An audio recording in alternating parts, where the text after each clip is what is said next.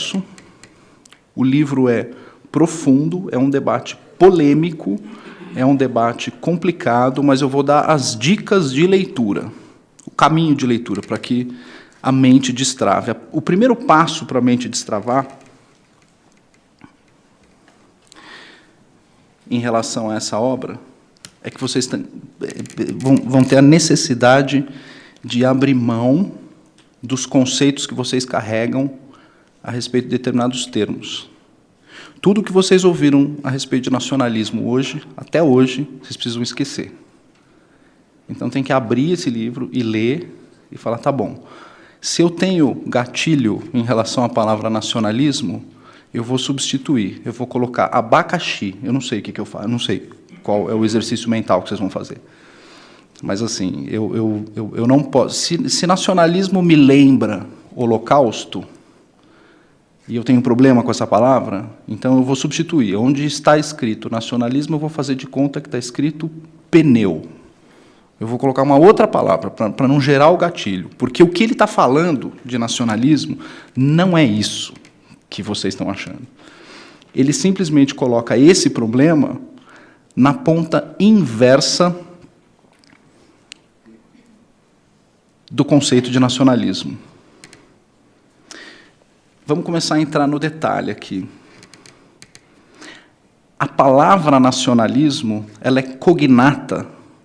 Em português, o cognato é a palavra que tem uma associação direta, digamos assim, sob o ponto de vista de raiz, com outros termos.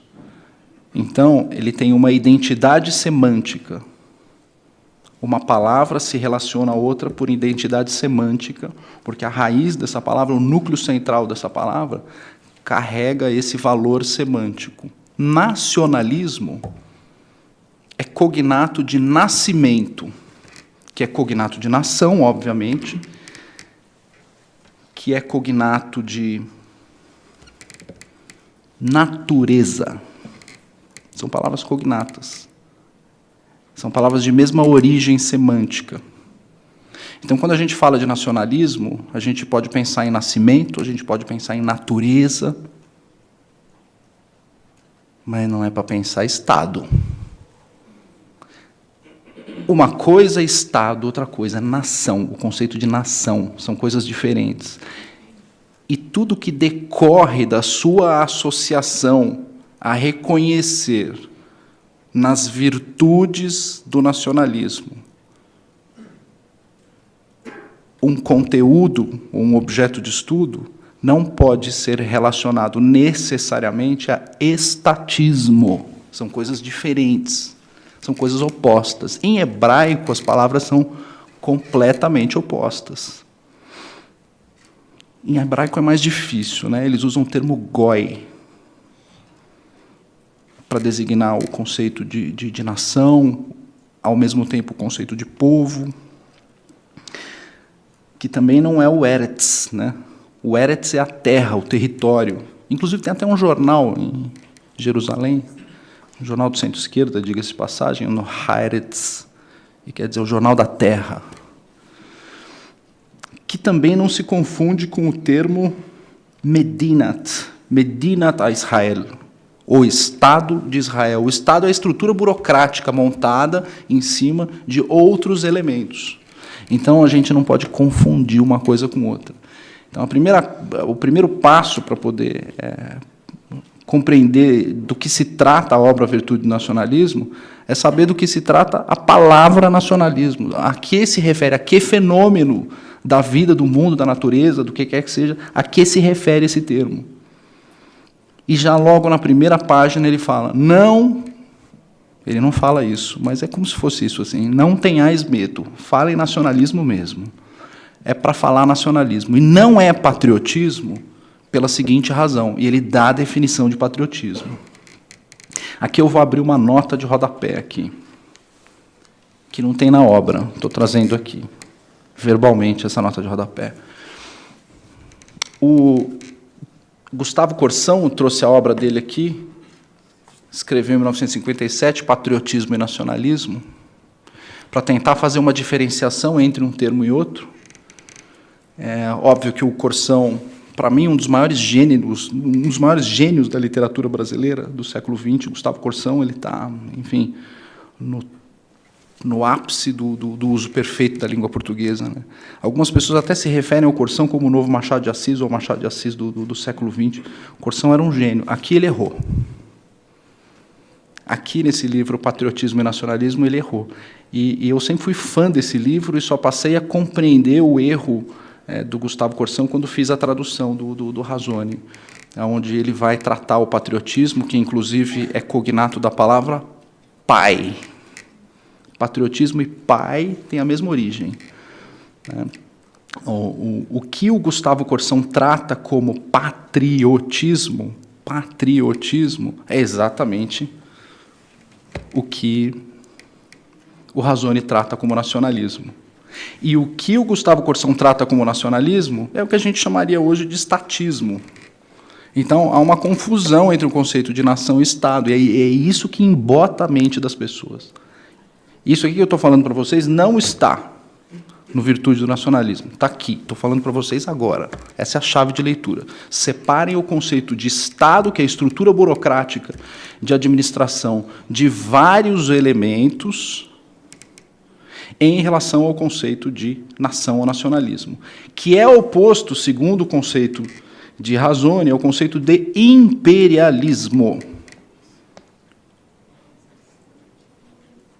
Na outra ponta, em relação ao nacionalismo, você tem imperialismo. Para quem leu a obra Jardim das Aflições, do professor Olavo de Carvalho, e identificou, no capítulo 5º, Kaiser Redivivus, essa mesma ideia, não se espante, é a mesma coisa. É a mesma coisa, ele está falando a mesma coisa. O que está no capítulo 5º, ou na parte 5ª do Jardim das Aflições, que é o conceito de império ou conceito de imperialismo. O conceito de imperialismo, basicamente, tanto em Razone quanto em Olavo de Carvalho, diz respeito especificamente a uma ordem política global, da qual se migra para a construção de um Estado universal que irá impor regras de cima para baixo para todas as nações do mundo. Todas as nações do mundo ficarão sujeitas a uma uniformidade de regras. Essas regras, elas estão, obviamente, sujeitas a uma análise ideal científica e são impostas de cima para baixo, por um grupo, normalmente, de técnicos ou burocratas que organizam estruturas de ação para que todos, de maneira uniforme, sigam essa mesma regra. E você tem o conceito de Estado supranacional, ou Estado global, ou Estado acima de várias nações, e que, de certa forma, comprime toda a ordem cultural dentro de uma determinada e específica linha. Não vou falar aqui de comunidade europeia, que vocês estão cansados de saber. A gente pode falar de União das Repúblicas Socialistas Soviéticas, algo que, durante alguns 20 anos da minha vida, eu empreguei um tempo para estudar a Constituição da União das Repúblicas Socialistas Soviéticas. Tem um livro de um jurista soviético chamado Denisov, em que ele aprofunda bastante o direito constitucional soviético. É uma obra difícil de achar. Eu acho que deve ter aqui no Instituto Rio Branco, na biblioteca.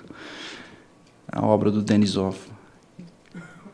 Isso é imperialismo. Um outro conceito de imperialismo, vocês conseguem identificar na prática no Reich. O Reich, ele não tem nada de nacionalista, ele é imperialista.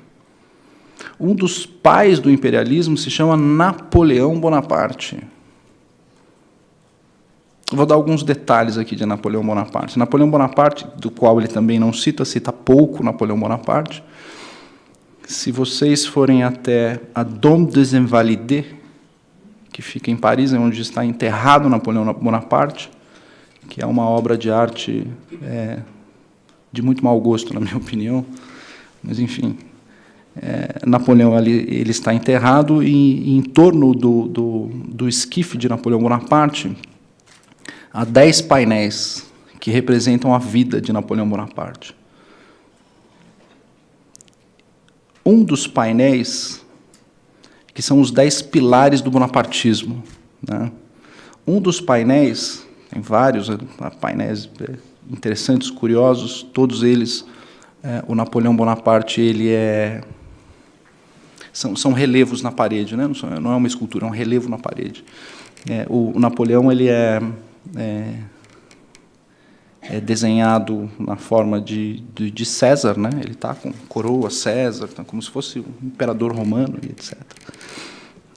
Quem for a Paris e for visitar eu acho que não vale a pena gastar dinheiro com isso, mas, enfim, é caro até entrar na Dôme des Invalides para ver o esquife de um tirano, mas, enfim, vale por isso que eu estou falando. Então, você tem várias passagens ali, ele vestido de César, de imperador romano. Uma das mais representativas do que é imperialismo é Napoleão Bonaparte sentado num trono, em que ele está com uma mão no Código Civil de Napoleão, no Code de Napoleão, outra na Constituição, que, diga-se de passagem, não durou nem 10 anos. Né? A Constituição de Napoleão, acho que durou muito pouco. A Revolução Francesa, ao longo de 6 ou 7 anos, teve 9 constituições, das quais 2 ou 3 nem chegaram a entrar em vigor. Aquilo é uma bagunça. Né? Mas ele está com uma mão no Código Civil, ele está com uma mão em cima da Constituição, e ele tem todo o material de leis consuetudinárias e ordinances, as ordenações, ele está pisando em cima, ele está com o pé em cima, está pisando em cima daquilo, está com a mão em cima daqueles dois, vestido de César, com coroa e etc. O painel ao lado é o painel da Concórdia, em que o Papa está se inclinando para Napoleão Bonaparte. É disso que a gente está falando. Isso não é nacionalismo, isso é imperialismo. Então, o que o bonapartismo faz? Ele vai impor uma regra uniforme para todo mundo. Ele não vai querer saber se na Espanha gosta de tourada ou não gosta. Se ele disser que é para acabar com a tourada, acabou, encerrou o assunto, não vou discutir o assunto. Por quê? Porque, enfim, existe uma nova ordem mundial que está impondo esse valor para determinadas culturas autóctones ou inferiores, sob o ponto de vista intelectual, ideal e etc. Quando você começa, de certa forma, a espremer ou esticar essa corda, você começa, de certa forma, a ir bastante além em relação a isso, você chega no Reich. O Reich queria que todo mundo falasse alemão, queria que todo mundo tivesse uma certa uniformidade, inclusive até, do ponto de vista de aparência, seguisse determinadas políticas, fizesse determinadas coisas, louvasse determinados valores e etc. Quando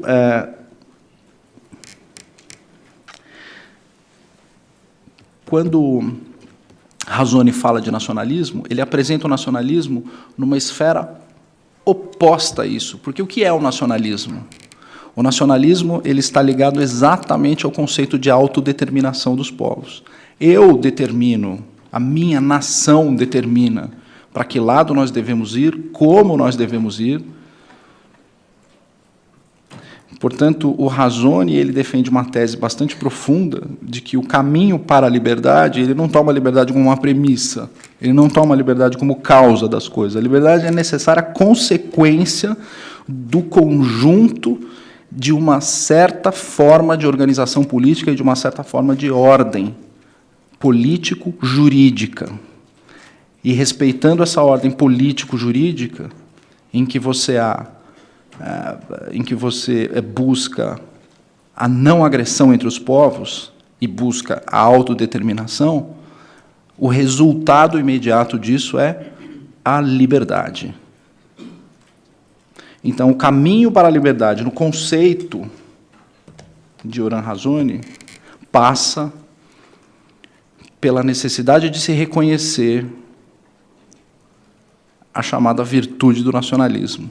A virtude do nacionalismo diz respeito ao reconhecimento de que certas fronteiras são necessárias, e essas fronteiras são necessárias para que se proteja um universo específico, cultural, de pessoas. Pessoas precisam ser protegidas. E para que essas pessoas precisam ser protegidas, eu preciso de limites, limites físicos para proteger essas pessoas. Conseguiram dimensionar aonde Yoram Razoni está chegando e como é que isso, de certa forma, começa a entrar dentro da discussão da atual geopolítica e como essa polêmica acaba sendo levantada de uma maneira bastante provocativa. Ele é muito provocativo. E ele faz essa provocação de maneira profunda, dizendo, olha, independentemente de certas nomenclaturas, vamos levar em consideração aqui que a gente tem um universo de imposição versus um universo de autodeterminação, de respeito. Portanto, essa é a tarefa filosófica de Yoram Razoni. É um discurso bonitinho, não é? Isso aqui tem impacto na minha vida prática? Algum impacto? Querem que eu mostre o impacto para vocês? Tem o capítulo 14 do livro dele, em que ele fala sobre as relações de business and family, negócios e família. Eu vou puxar mais uma questão conceitual da obra aqui, spoiler da obra, mais uma questão conceitual. Uma questão conceitual da obra é que, para que essa proteção de fronteiras, essa proteção de limites, ou a proteção decorrente da imposição de determinados limites, ela se inicia no núcleo mais elementar das relações sociais, que é o núcleo da família. Então, o Yoram Razoni é, obviamente, um profundo defensor da família, sob o ponto de vista institucional. Então, a proteção da família é exatamente o núcleo mais importante para que você tenha uma sociedade livre. A sociedade livre, ou a liberdade, sob o ponto de vista filosófico, depende integralmente da nossa capacidade de proteger pessoas próximas. Se eu não tiver protegendo alguém, eu estou a passeio nesse mundo. Eu tenho o dever de proteger o meu próximo, principalmente se ele está num grau de vulnerabilidade. O liberal, ele gosta de desproteger, ele adora expor as pessoas. O liberal, vou usar alguns termos aqui de mundo de redes sociais, o liberal adora o doxing. Ele adora expor as pessoas. Ele adora colocar as pessoas em uma situação de vulnerabilidade. Ou colocar a vulnerabilidade da pessoa na frente de qualquer outro valor. O conservador não. O conservador é o contrário. Ele está lá para proteger. E isso é o que o Razoni fala. Se eu não estou aqui para proteger, eu estou a passeio. Eu estou fazendo peso na terra. Portanto, esse é o primeiro núcleo. Ao expandir esse núcleo, eu chego no conceito de clã, que é a união de famílias. Não sei qual religião vocês seguem, mas como a gente está próximo das comemorações natalinas, o conceito de clã é exatamente aquilo que visualmente muitos de nós, principalmente os mais velhos, puderam ter algumas décadas atrás, e algumas famílias ainda mantêm essa tradição da reunião de vários primos, tios, agregados, etc., em festas com 30, 40 pessoas, para se comemorar o Natal ou para se comemorar a Páscoa. Essa tradição está, de certa forma, ficando cada vez mais frágil, né, no mundo de hoje. Algumas famílias têm tentado a recuperação dessa tradição. Essa reunião de núcleos familiares é o que a gente chama de clã, que é uma outra coisa que o Razoni fala, isso tem que ser protegido. As tradições de um clã precisam ser protegidas. Essa união entre famílias. E, através da união de clãs, de vários clãs, eu chego ao conceito de tribo. É um conceito que está na Bíblia. O conceito de tribo está na Bíblia. Então, eu preciso proteger as tribos. Hoje, modernamente, onde que eu identifico tribos? Clubes, bairros, associações, institutos, locais em que a gente vai buscar afinidades pessoais entre clãs diferentes, né, linhagens de família de origens diversas, uma sinagoga, uma paróquia. Isso é uma tribo, no conceito de Yoram Razoni. E a união de várias tribos é onde a gente chega ao conceito de nação. Ela não tem nada a ver com esse conceito de Estado, e não tem nada a ver com qualquer outra coisa que tenha sido escrita antes, durante, depois do Mein Kampf. Não tem nada a ver, é exatamente o oposto. E ele extrai vários trechos do Mein Kampf para mostrar exatamente essa oposição. Que o que se quer, não só nessa obra, mas em qualquer outra intenção, sob o ponto de vista desconstrutiva, vou usar um termo aqui da Escola de Frankfurt, desconstrutiva, qualquer outra intenção desconstrutiva, nessa direção, vai guardar afinidade com essas ideias colocadas pelo autor dessa obra. Então, é disso que a gente está falando. Sob o ponto de vista prático, coloquei para vocês quais são os núcleos de proteção que existem para que a gente atinja um grau de ordem política nacionalista que gera liberdade instantânea. A liberdade é instantânea, é imediata. Você vê na rua. Vamos dar alguns caminhos aqui, alguns exemplos. Nesse capítulo que eu comentei com vocês, de Business and Family, toda essa ordem imperialista, ela gera um volume grotesco de burocracia, legislação, regulamentação, intervenção estatal para estatal, de toda espécie imaginária e possível. Eu fui advogado durante 25 anos de mercado de capitais e direito societário. Eu vi isso acontecer na prática, as coisas se modificando.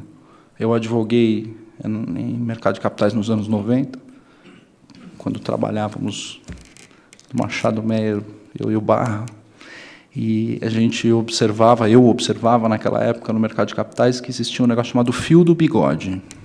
Isso acabou, isso não existe hoje mais. Então, hoje, advogar em mercado de capitais é muito chato. Porque a quantidade de documento, de cláusula, de representação, de não sei o quê, disso, daquilo, é uma infinidade de costuras, de burocracias, de documentos, de papéis, de prazos, que tornou a advocacia em mercado de capitais uma das coisas mais emburrecentes da minha vida. Eu me cansei do mercado de capitais, porque se tornou um negócio absolutamente emburrecente. Ficou quase impossível de se fazer negócio. Impossível. Tamanha o grau de burocratização. A mudança de um estado para o outro é que eu parto de um estado de confiança, portanto, a minha premissa é que eu devo confiar, para um estado de absoluta desconfiança. O estado de absoluta desconfiança é refletido em 70 mil homicídios por ano. Eu não posso, e eu sou de São Paulo, de vez em quando vou ao Rio, eu não posso andar numa calçada, seja ela qual for, e confiar em todas as pessoas que estão andando na mesma calçada que eu. Eu opero na premissa da desconfiança. Eu tenho que, o tempo inteiro, achar que eu posso ser assaltado a qualquer momento. Eu não posso dirigir um automóvel no trânsito de São Paulo e me dar o luxo de achar que uma pessoa que está atravessando fora da faixa, ela meramente quer atravessar a rua.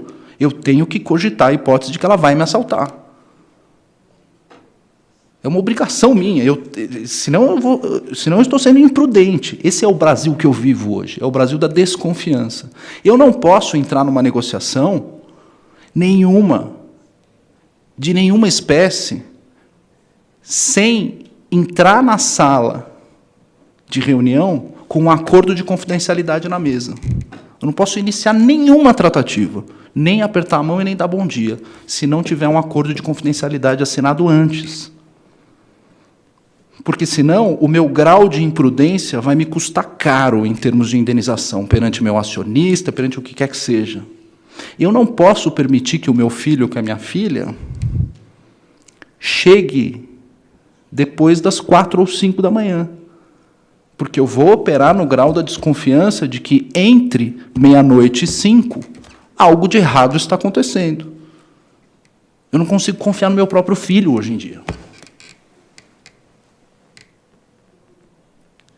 E o que o Razzoni está dizendo é que a gente precisa recuperar, trocar a nossa matriz, trocar a nossa premissa, tirar a premissa da desconfiança e retornar à premissa da confiança. Para que eu retorne à premissa da confiança, capítulo 14, ele fala que a chave de tudo isso é a lealdade. 2 valores estão absolutamente ausentes hoje. Coragem. Hoje o mundo pertence aos covardes. Os covardes dominaram o mundo. Eles estão expondo quem não é para ser exposto, eles estão dominando o mundo, sob o ponto de vista intelectual, de uma maneira absolutamente rasa. Comentava hoje de manhã, no café da manhã, cursos de política sendo abertos aqui no Brasil, em que um dos professores,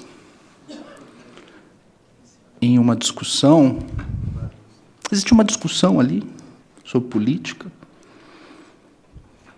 parece que ocorreu tal coisa e etc., mas houve um veto do presidente em relação a essa questão, e aí, enfim, esse veto foi para o Congresso, e o Congresso quase derrubou o veto e etc. Então, bom, se houve o veto e o Congresso derrubou o veto, não é correto criticar o governo, que é quem vetou. Você tem que criticar o Congresso. E o professor fala assim, Congresso e governo é a mesma coisa. Então, esse é um professor de política. Esse é o grau em que a gente chegou, quer dizer, há um domínio total e absoluto da ignorância, da covardia e da desconfiança, porque não há lealdade. E não há lealdade porque nós subvertemos o conceito de nacionalismo a um estado de coisas em que, para que eu possa ter a chamada lealdade formal, eu preciso montar uma estrutura burocrática de lealdade aparente. É isso. É isso que é o globalismo. Ele monta uma estrutura de lealdade aparente, com contratos, cláusulas padrão, etc., políticas, comitês e políticas de diversidades das mais diversas possíveis, etc. Você cumprindo esse checklist, você está dentro de um grau de confiança formal, mas não de confiança de conteúdo.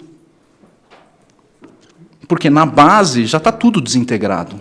Então, o que o Yoram Razzoni fala a respeito da virtude do nacionalismo é exatamente isso. É essa recuperação para que a gente possa, de certa forma, trazer de volta de maneira natural a capacidade que a gente tem de ser leal uns aos outros. Esse é o conceito de nacionalismo, independente do Estado. Para quem é judeu, isso é mais fácil de entender. Você pode estar na diáspora e você identifica. E você se identifica, mesmo na diáspora, pertencente a uma determinada nação, embora esteja morando em outro estado. Isso é fácil de se compreender, sob esse ponto de vista. Então, essa lição que o Yoram Razzoni tem na pele, com famílias e etc., de família, é o que ele nos lega nesse livro, Virtude do Nacionalismo. Eu acho que o que eu tinha a dizer, em breves linhas, era mais ou menos isso. Vou trazer alguns exemplos práticos aqui para vocês, mais alguns de como essas coisas podem, de certa forma, intervir no nosso dia a dia. É exatamente esse conceito de nacionalismo, que inclusive é usado por um dos autores que é profundamente explorado pelo Razone, que não tem tradução em português. Eu tive que fazer a tradução das citações desse autor do alemão direto para o português, que é o Herder. Se vocês tiverem acesso ao inglês ou diretamente ao alemão, recomendo muito a leitura de Herder. Ele vai falando sobre a filosofia de Herder de uma maneira bastante interessante, e há algumas passagens de Herder que não estão trazidas no Virtude do Nacionalismo, mas é exatamente esse conceito de nacionalismo ou de nação que permite com que a gente tenha, inclusive, um desenvolvimento cultural que está absolutamente interrompido no Brasil. Está absolutamente interrompido. A nossa falta, e inclusive comentávamos no almoço ontem, Roberto, a nossa sanha de destruir os nossos heróis, Dom Pedro I, Dom João VI, José Bonifácio, Dom Pedro II, Imperatriz Leopoldina, a gente destruiu os nossos heróis. Destruiu, assassinou a reputação deles. E sem esses heróis eu não consigo ter cultura, eu não consigo ter arte, eu não consigo ter poesia, eu não consigo ter música, eu não consigo produzir, fazer com que a intelectualidade do país evolua. Eu fico patinando em bobagens.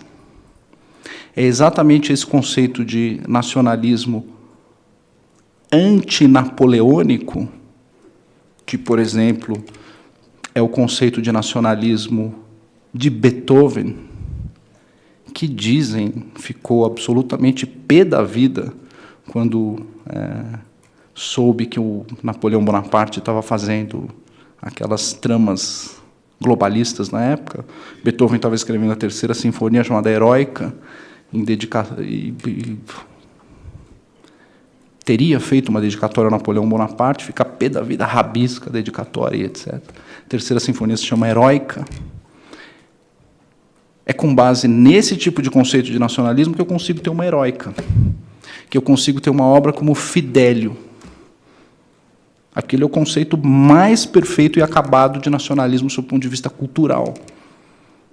Eu não consigo fazer mais esse tipo de coisa hoje. Uma das últimas obras que foi feita no Brasil, respeitando esse conceito de nacionalismo, foi de um ex-integrante desta casa, João Guimarães Rosa. Acho que foi uma das últimas passagens do verdadeiro nacionalismo brasileiro, que é fazer uma homenagem aqui ao ex-embaixador João Guimarães Rosa, que escreveu Grande Sertão Veredas, que escreveu a história de Miguelim, por exemplo. Aquilo é nacionalismo.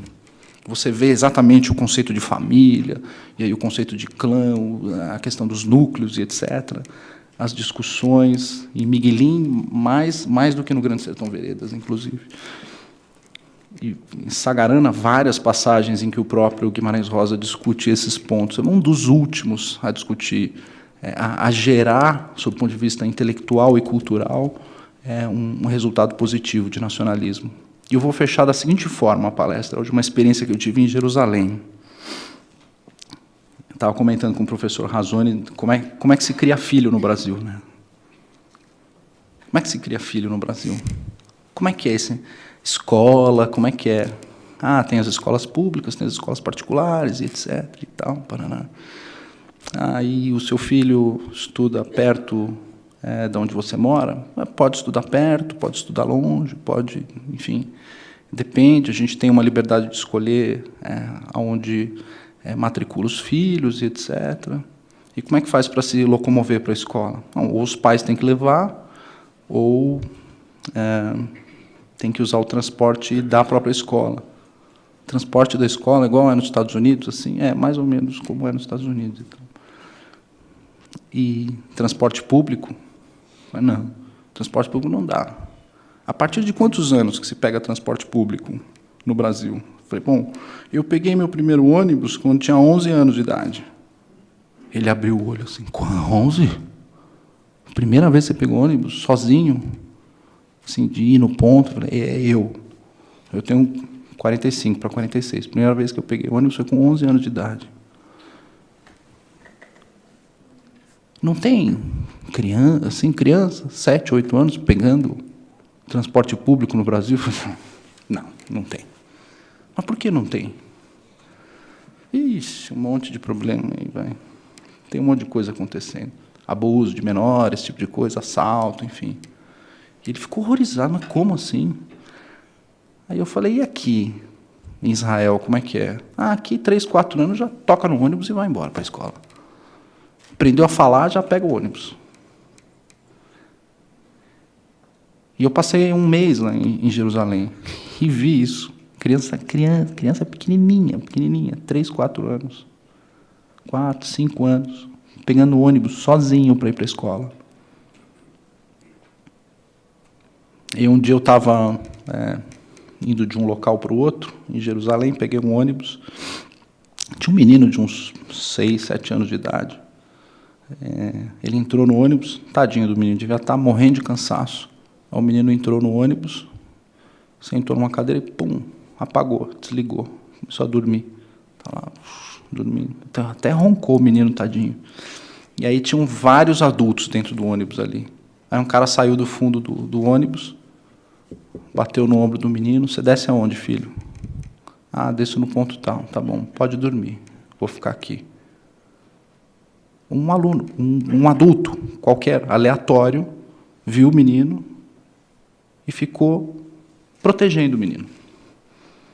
Onde que você desce? É porque lá também tem bilhete único nessas coisas. Desce, sobe, não precisa pagar 2 passagens. Ah, tá. Onde você mora? Ah, mora assim. Tá bom.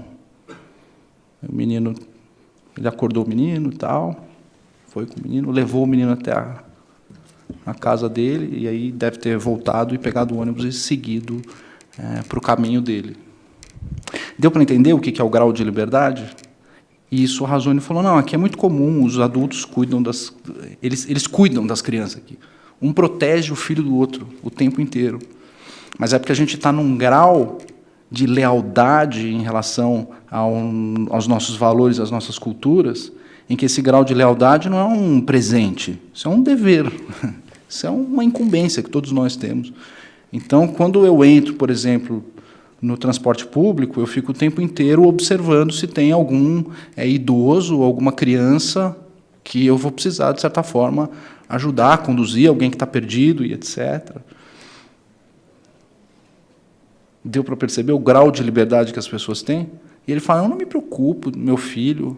E, às vezes, eu falo assim, mas o filho mais novo, 5 anos, né? Às vezes ele sai para brincar, volta meia-noite, assim, tal. Igual o gato, sabe? Deixa aí, eu sei, ele vai voltar. A hora que sentir fome, ele volta. Porque ele sabe que onde o menino estiver, ele está sendo protegido, seja por um menino de 12, por um de 15, por um de 20, por um senhor de 40, por uma senhora de 36, não interessa. Aonde o filho dele estiver, ele está sendo, de certa forma, protegido por aquela sociedade. Ainda que as pessoas não se conheçam pessoalmente, porque há um grau de lealdade que você não pode cruzar de forma alguma, né?